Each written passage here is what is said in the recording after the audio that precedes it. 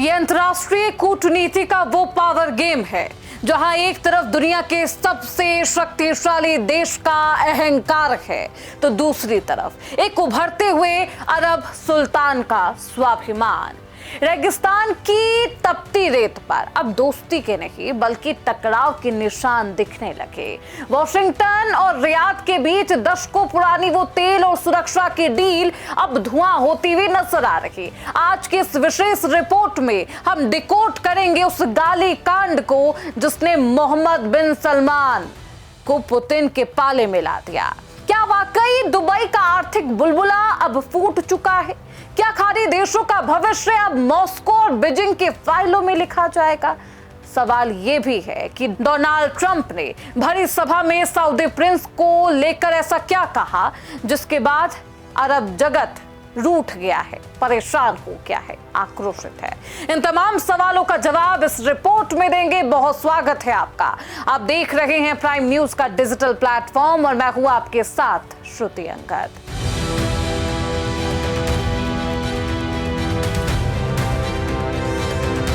Saudi Prince अब रूस के करीब आ गए हैं, लेकिन इसकी शुरुआत होती है मियामी के उस आलीशान फ्यूचर इन्वेस्टमेंट इनिशिएटिव्स के मंच से जहां डोनाल्ड ट्रंप ने अपनी चिर परिचित बेबाक और हमलावर शैली में सऊदी क्राउन प्रिंस मोहम्मद बिन सलमान पर तीखा तंज कसा था। आपको याद होगा ट्रंप ने न केवल एमबीएस की कूटनीति समझ का मजाक बनाया बल्कि कथित तौर पर ऐसे शब्दों का इस्तेमाल किया जो किसी भी राष्ट्र प्रमुख के लिए अपमानजनक है। ट्रंप ने दावा किया कि सऊदी प्रिंस को लगता था कि वे पुराने लूजर अमेरिकी राष्ट्रपतियों की तरह होंगे जिनके राज में देश गर्त में जा रहा था, लेकिन अब एमबीएस को उनके सामने झुकना होगा।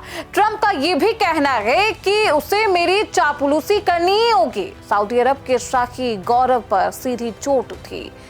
इस अपमान ने रियाद में वो आग सुलगाई जिसने दशकों पुराने पेट्रो डॉलर गठबंधन की नींव हिला दी। चलिए अब आपको समझाते हैं कि ये मात्र जुबानी जंग नहीं है बल्कि एक बदलते वैश्विक भूगोल की आहट है, जियोपॉलिटिक्स। लंबे समय तक अमेरिका ने सऊदी अरब को सुरक्षा की गारंटी दी। बदले में सऊदी ने अमेरिका की ऊर्जा जरूरतों को पूरा किया, संपन्न किया, मजबूत किया। लेकिन ट्रंप के दोबारा सत्ता में आने के बाद सब कुछ बदला। जिस तरह की हल्की भाषा का इस्तेमाल डोनाल्ड ट्रंप सार्वजनिक पटल पर करते हैं उसने सऊदी अरब को ये सोचने पर मजबूर कर दिया कि क्या अमेरिका अब भी एक भरोसेमंद साथी है। एमबीएस और पुतिन के बीच हुई हालिया फोन कॉल इसी सवाल का जवाब है। ये बातचीत ऐसे समय में हुई जब मिडिल ईस्ट में इजराइल और ईरान के बीच युद्ध चरम पर है और अमेरिका की भूमिका लगातार संदिग्ध है। सऊदी अरब अब ये संदेश दे रहा कि उसके पास विकल्पों की कमी नहीं है, उसके पास बहुत ऑप्शन है। अगर व्हाइट हाउस में अहंकार का राज होगा तो रियाद का रास्ता क्रेमलिन यानी कि रूस की तरफ चला जाएगा और रूस उसे सपोर्ट भी करेगा। मामला केवल शब्दों तक सीमित नहीं है, नहीं, यहाँ पर अस्तित्व को लेकर संग्राम है। गल्फ देश विशेषकर सऊदी अरब और यूएई की अर्थव्यवस्था इस वक्त संकट में है। पर्यटन जो इन देशों का भविष्य माना जा रहा था युद्ध के कारण पूरी तरह ठप है। दुबई जिसे दुनिया का लग्जरी हब कहा जाता है, वहां की इकोनॉमिक की बात करें तो वो इकोनॉमिक का बुलबुला अब फूटता हुआ नजर आ रहा। विदेशी निवेशक युद्ध के साए में पैसा निकालने लगे हैं। रियल एस्टेट की बात करें, कीमतें गिरने लगी है। विशेषज्ञों का मानना है कि अगर ये युद्ध कुछ और महीनों तक खिंच गया तो इन देशों की जीडीपी औंधे मुंह गिर जाएगी। ऐसे में रूस और चीन की ओर झुकाव सिर्फ कूटनीति नहीं है, सिर्फ डिप्लोमेसी नहीं है, बल्कि आर्थिक मजबूरी भी है। रूस के साथ मिलकर ओपेक यानी कि ओपीईसी प्लस के जरिए तेल की कीमतों को नियंत्रित करना सऊदी की एक ताकत भी है और ट्रंप ने इस ताकत को ही चुनौती देने की कोशिश की। चलिए, ट्रंप ने सऊदी प्रिंस को लेकर जो कहा उसके पीछे एक सोची समझी प्लानिंग है। America first. ट्रंप दुनिया को दिखाना चाहते हैं कि उनके सामने अरब के सबसे शक्तिशाली नेता की भी कोई बिसात नहीं है, कोई अहमियत नहीं है, कोई हैसियत नहीं है। उन्होंने मियामी में वीडियो के जरिए संदेश दिया कि अमेरिका का प्रभाव अब और मजबूत हो गया है, सऊदी को उनके साथ अच्छा बर्ताव करना ही होगा, मजबूरी है। यानी कि अगर वृंदावन में रहना है तो राधे राधे कहना होगा। लेकिन ट्रंप ये भूल गए कि साल 2026 का सऊदी अरब वो पुराना देश नहीं।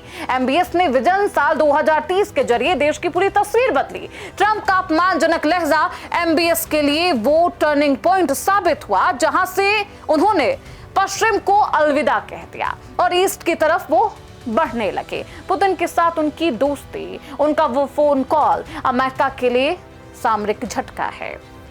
देखिए, क्योंकि रूस अब धीरे धीरे मिडिल ईस्ट का नया सिक्योरिटी गारंटर बनने की ओर अग्रसर कर रहा। अब सवाल है कि गल्फ देशों का भविष्य क्या होगा? क्या रूस ही एकमात्र विकल्प है, एकमात्र ऑप्शन की तरह आप उसे देख सकते हैं, ट्रीट कर सकते हैं? हकीकत यह है कि सऊदी अरब अब मल्टी अलाइनमेंट की नीति पर चल रहा। वो चीन के साथ व्यापारिक समझौते भी कर रहा, रूस के साथ सैन्य और तेल कूटनीति साझा कर रहा, बातचीत कर रहा, अमेरिका को भी सुझाव दे रहा है। अमेरिका केवल एक मजबूरी के तौर पर इस सबको देख रहा है। अमेरिका द्वारा सुरक्षा प्रदान करने में बार बार विफल रहने जैसे, और देखिए, हूती हमलों के कारण इन देशों का भरोसा अब अमेरिका से उठ चुका है। गल्फ देश अपनी सुरक्षा के लिए खुद के हथियारों और रूस के, चीन के तकनीकों पर दांव लगाने लगे। ट्रंप की बयानबाजी ने आग में घी डालने का काम कर दिया। अब तो यह खैर तय है कि सऊदी अरब अपनी विदेश नीति को वॉशिंगटन के चुंगल से निकालकर एक इंडिपेंडेंट पोल के रूप में स्थापित करेगा। देखिए, मोहम्मद बिन सलमान और पुतिन की उस सीक्रेट कॉल के बारे में बातचीत करते हैं जिसके बाद मिडिल ईस्ट का पूरा नक्शा और समीकरण, इक्वेशन बदलने वाला है। देखिए, ट्रंप के तंज ने जिस आग को हवा दी, उसका धुआं अब वॉशिंगटन की साख को धुंधला कर रहा। अमेरिका और अमेरिकी राष्ट्रपति की बात करें, डोनाल्ड ट्रंप की बात करें, बार बार वो पलट रहे। उनका बयान इस मिडिल ईस्ट के दौरान काफी बार बदला। खैर, यहां समझिए कि अब आगे होने वाला क्या है, क्या बदलाव होंगे। आपकी स्क्रीन पर कुछ पॉइंट्स है। पेट्रोल डॉलर की बादशाहत का अंत होगा। सवाल यही है कि इकोनॉमी के मोर्चे पर क्या होगा। देखिए, सऊदी अरब अब अपनी तेल की डील केवल अमेरिकी डॉलर में करने को मजबूरी जो है वो खत्म करना चाहता है। अब दूसरा ये है कि अमेरिका की सुरक्षा गारंटी पर ताला लगाया जाएगा, लॉक। देखिए, अब जो गल्फ देश है उसकी सुरक्षा का ठेका अमेरिका के पास था, लेकिन अब ये बदल रहा है, सब कुछ बदल रहा। रूसी हथियारों की एंट्री, सऊदी और यूएई अब अमेरिका थर्ड के बजाय रूस के S-400, S-500 missile defence system को प्राथमिकता दे सकता है। और तीसरी एक बेहद अहम बदलाव यह है ओपेक प्लस का नया पावर सेंटर। जी हाँ, ट्रंप ने तेल की कीमतों को कम करने के लिए सऊदी पर दबाव बनाया, प्रेशर पॉलिटिक्स। लेकिन एमबीएस अब पुतिन के साथ मिलकर उसका उल्टा करेंगे और नया गठबंधन बनाया जाएगा। और इस गठबंधन से सबसे ज्यादा नुकसान अमेरिका का होगा, यानी कि अमेरिकी राष्ट्रपति डोनाल्ड ट्रंप को होगा। देखिए, चौथा पॉइंट ये है कि दुबई मॉडल का सरेंडर और एक नया गठबंधन, इसी के बारे में बातचीत हो रही है लगातार। देखिए, दुबई और सऊदी के विजन 2030 पर युद्ध और मंदी का साया है, पर्यटन ठप है। अब चीन और रूस के साथ मिलकर एक नए ट्रेड रूट्स बनाए जाएंगे। अरब जगत का स्वाभिमान बनाम ये व्हाइट हाउस, और यही है संग्राम की असली वजह। अब कूटनीति जी हुजूरी पर नहीं है, बल्कि बराबरी पर चलेगी, स्वाभिमान के साथ। एमबीएस ने साफ संदेश दिया कि वे अब जूनियर पार्टनर बनकर नहीं रह सकते और ना ही रहेंगे। देखिए, अब हल क्या है, समाधान क्या है? ट्रंप का अहंकार और एमबीएस का स्वाभिमान अब एक ऐसे मुहाने पर है जहां से पुरानी दोस्ती की वापसी नामुमकिन है। पुतिन के साथ एमबीएस की फोन कॉल अमेरिका को एक संदेश है, सम्मान के साथ कोई समझौता नहीं। गल्फ कंट्री की बात करते हैं। अर्थव्यवस्था इस वक्त युद्ध की आग में झुलस रही, लेकिन वे अब इस आग से बाहर निकलने के लिए अमेरिकी छत्र छाया के बजाय रूस की शरण में जाना बेहतर समझ रहे, पुतिन के साथ हाथ मिला रहे।